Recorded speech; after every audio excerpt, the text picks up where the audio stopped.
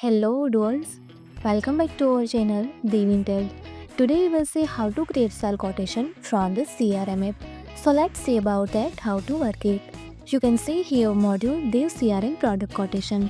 First install this module, so click on this activate button. Now our module is installable.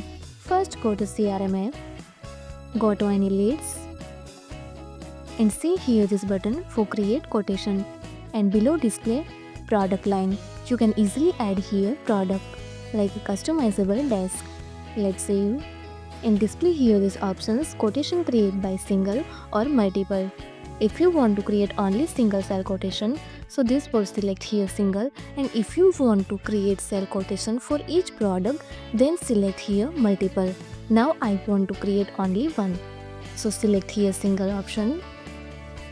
Let's save and now click on this create quotation and easily see here this number 38. Again select here local delivery. Let's save and again click on this create quotation and see here this product for also generated order number is 39. Now here I change. Now select large cabinet and create quotation order.